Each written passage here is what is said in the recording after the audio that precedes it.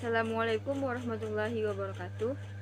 Perkenalkan, nama saya Tika Fitri dengan NIM 22006011 akan menjelaskan tentang materi pedoman wawancara dan studi dokumenter.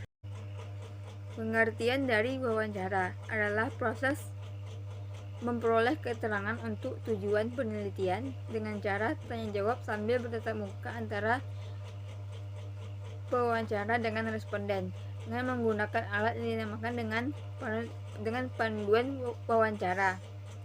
Wawancara merupakan metode pengumpulan data dengan jalan tanya jawab sepihak yang dilakukan secara sistematis dan berlandaskan kepada tujuan penelitian.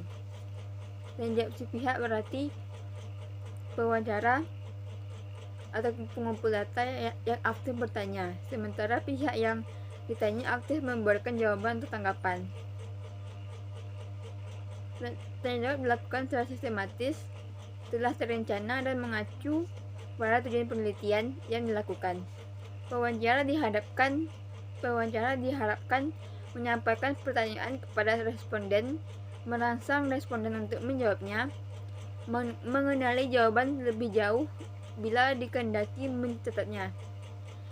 Demikian pula responden dapat mempengaruhi dengan responden hasil wawancara karena mutu jawabannya diberikan tergantung pada apakah dia dapat menangkap isi pertanyaan dengan tepat serta bersedia menjawabnya dengan baik. Tujuan dan kegunaan dari wawancara. Wawancara adalah kegiatan percakapan antara pewawancara dan narasumber dengan maksud tertentu untuk mengumpulkan keterangan atau informasi. Tujuan dari wawancara adalah untuk memperoleh informasi secara langsung, memperoleh data yang benar serta lengkap tentang penelitian dan penyelidikan ilmiah. Selain itu, tujuan wawancara juga untuk bertukar informasi, ide dengan cara tanya jawab untuk diolah dan dikelola menjadi sebuah kesimpulan ataupun makna dalam topik yang dibahas. Beberapa tujuan dari wawancara adalah: yang pertama, menjelaskan suatu hal atau situasi tertentu dengan jelas, mendapatkan informasi yang berhubungan dengan fakta, kepercayaan, perasaan, keinginan, dan sebagainya. Mengeksplorasi topik-topik tertentu yang dibahas, menyampaikan pesan atau informasi kepada khalayak, menjalin hubungan antara pewawancara dan narasumber, mengetahui pandangan, pendapat, atau pengalaman narasumber terkait suatu topik, mengetahui latar belakang, karakteristik, ataupun pengalaman dari narasumber, mengetahui persepsi atau pandangan narasumber terhadap suatu topik, serta mengetahui alasan ataupun motivasi narasumber melakukan suatu tindakan atau kegiatan. Yang berikutnya, kegunaan wawancara adalah untuk mendapatkan informasi secara langsung dalam mendeskripsikan dan menjelaskan situasi tertentu dan kondisi tertentu. Selain itu, wawancara juga dapat menambah wawasan, memberikan inspirasi, memberikan dorongan, semangat, serta berguna untuk kepentingan pribadi, profesi, dan masyarakat. Melalui wawancara dapat mengenali informasi yang lebih mendalam dan akurat dari narasumber. Untuk memperoleh informasi secara langsung, memperoleh data yang benar serta lengkap tentang penelitian dan menjelaskan suatu situasi dan kondisi tertentu dengan jelas. Wawancara juga berguna untuk mendapatkan informasi maupun data secara akurat, mendalam, objektif, serta terperinci. Bentuk dan jenis wawancara. Bentuk wawancara yang pertama, wawancara berita, dilakukan untuk mencari bahan berita. Yang kedua, wawancara dengan pertanyaan yang disiapkan terlebih dahulu. Yang ketiga, wawancara telepon, yaitu wawancara yang dilakukan dengan lewat telepon. Yang keempat, wawancara pribadi. Yang kelima, wawancara dengan banyak orang. Yang keenam, wawancara dadakan atau mendesak.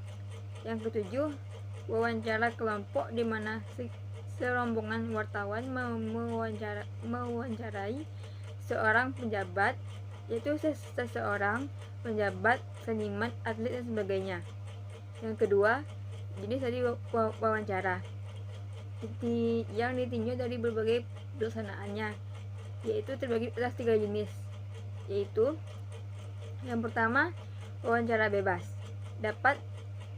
Dalam wawancara bebas, wawancaranya bebas menanyakan apa saja kepada narasumber, namun harus diperlihatkan bahwa pertanyaan itu berhubungan dengan data yang diinginkan.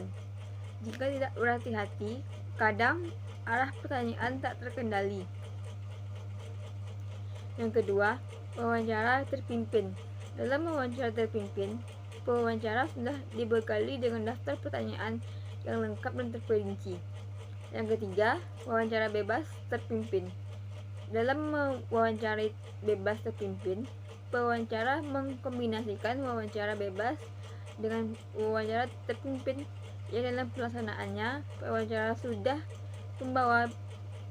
membawa pedoman tentang apa saja yang akan ditanyakan secara garis besar. Latihan penyusunan pedoman wawancara.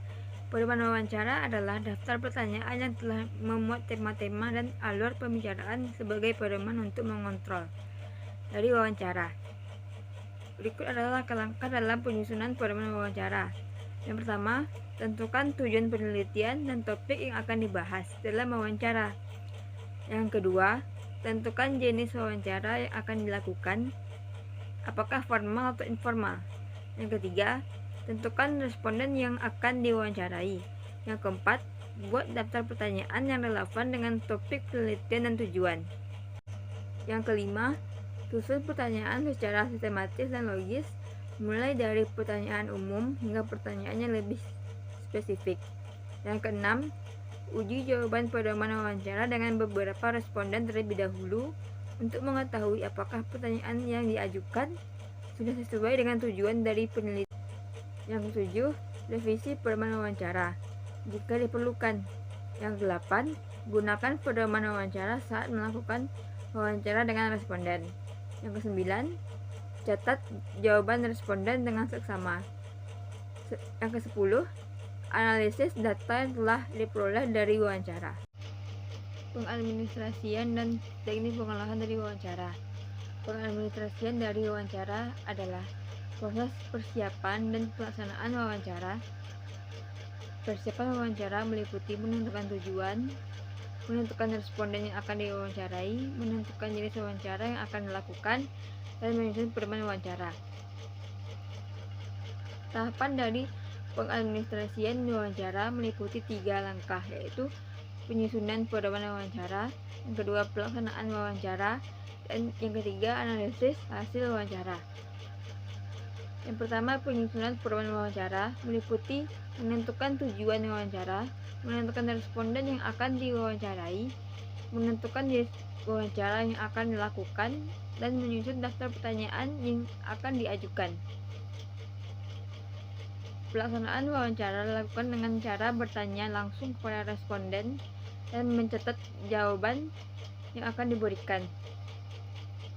Selama wawancara perlu memperhatikan etika dan keamanan data, seperti menjaga kerahasiaan identitas responden dan memperoleh izin dari responden sebelum merekam wawancara.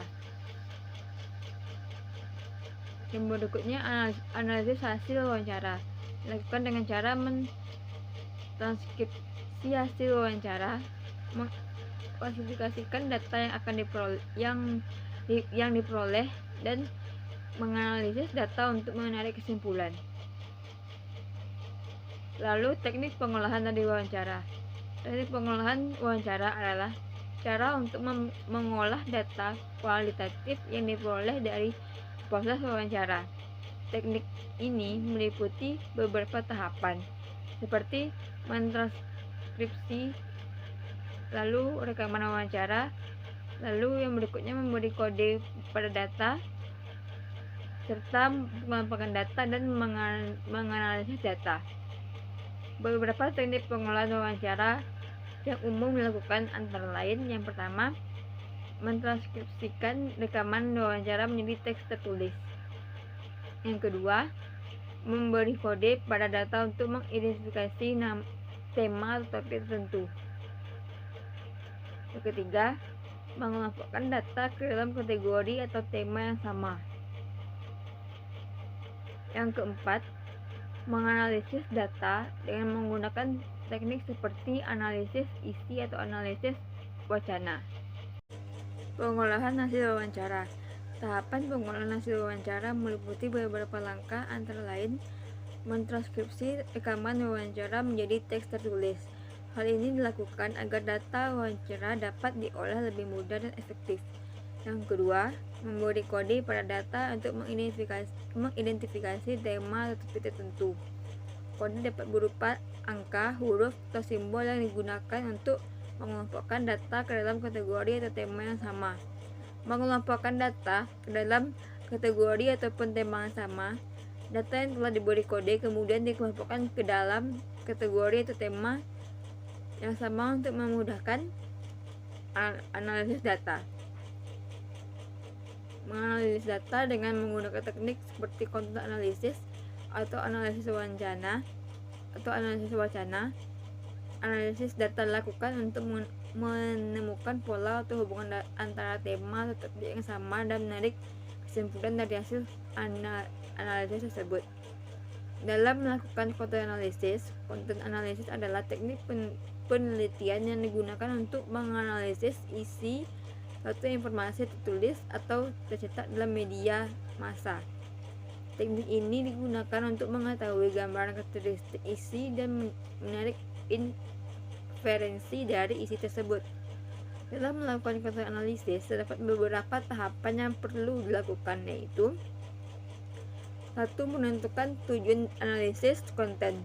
Tujuan ini dapat berupa penggambaran karakteristik isi dari suatu pesan ataupun menemukan tujuan, efek, dan pesan dari segala bentuk konten komunikasi. Yang kedua, memilih jenis konten analisis yang sesuai dengan tujuan penelitian. Jenis konten analisis yang dapat berupa kuantitatif ataupun kualitatif, tergantung pada fokus penelitian. Yang ketiga, mengumpulkan data yang akan dianalisis. Data yang dikumpulkan harus terdokumentasi dan dapat diakses dengan mudah. Yang keempat, membuat skala dan item berdasarkan kriteria tertentu untuk pengumpulan data. Skala dan item ini digunakan untuk mengumpulkan data yang relevan dengan tujuan penelitian. Yang kelima, menentukan pengkodean data. Data yang telah dikumpulkan kemudian diberi kode untuk memudahkan dari analisis data. Yang keenam, menganalisis data. Data yang telah diberi kode kemudian dianalisis untuk menemukan pola atau hubungan antara tema ataupun topik yang sama dan menarik kesimpulan dari analisis tersebut. Pengertian studi dokumenter. Studi dokumenter adalah cara memahami individu melalui upaya pengumpulan data, mempelajari dan menganalisis laporan tertulis, dan rekaman audiovisual dari satu peristiwa yang isinya terdiri atas penjelasan dan pemikiran yang berhubungan dengan keperluan yang dibutuhkan. Beberapa data yang dapat diperoleh dengan metode dokumenter ini untuk memahami individu antara lain buku pribadi, buku induk, buku rapor, daftar presensi, dan daftar nilai sikap siswa. Studi dokumenter adalah kumpulan dokumen yang dapat berupa buku pribadi, buku rapor, buku induk, daftar presensi, daftar sikap siswa, dan rekaman audiovisual. Kumpulan dokumen tersebut dapat digunakan sebagai bahan pelengkap dalam menyelidiki siswa dengan wawancara atau observasi. Studi dokumenter tidak dapat digunakan secara primer karena keterbatasan informasi yang tidak aktual. Oleh karena itu, studi dokumenter hanya digunakan sebagai pelengkap data. Akan tetapi, studi dokumenter dapat bersifat sangat membantu karena mencakup informasi-informasi yang mungkin tidak diungkapkan secara langsung oleh konseli. Di zaman milenial ini, studi dokumenter dapat berupa jejak digital konseli seperti foto-foto yang diunggah di Instagram, Twitter, atau status yang ada di Facebook. Tujuan dan kegunaan dari studi dokumenter. Studi dokumenter adalah metode pengumpulan data dalam penelitian kualitatif yang dilakukan dengan mempelajari dan menganalisis laporan tertulis, kebijakan tertentu, dan bahan tulisan lainnya. Tujuan dari studi dokumenter adalah untuk mempermudah pencarian data siswa sebagai alat pendukung untuk memahami masalah dan sebagai pelengkap data. Beberapa kegunaan dari studi dokumenter dalam penelitian kualitatif adalah: yang pertama, bahan dokumenter telah tersedia dan siap dipakai. Yang kedua, penggunaan bahan ini tidak memakan biaya karena hanya memerlukan waktu dan tenaga untuk mengumpulkan dan menganalisis datanya. Yang ketiga, studi dokumenter dapat bersifat sangat membantu karena mencakup informasi-informasi yang mungkin tidak dapat diungkapkan secara langsung melalui wawancara atau observasi. Yang keempat, dokumen dapat digunakan sebagai alat bukti dan data tentang informasi. Yang kelima, dokumentasi dapat memberikan informasi dan penjelasan keahlian serta buktinya. Yang keenam, dokumentasi dapat menunjang penelitian dan memberikan keterangan untuk penelitian. Yang ketujuh, dokumentasi dapat digunakan sebagai alat bukti dan meningkatkan dokumen bagi bangsa dan negara. Jenis dan bentuk dari studi dokumenter.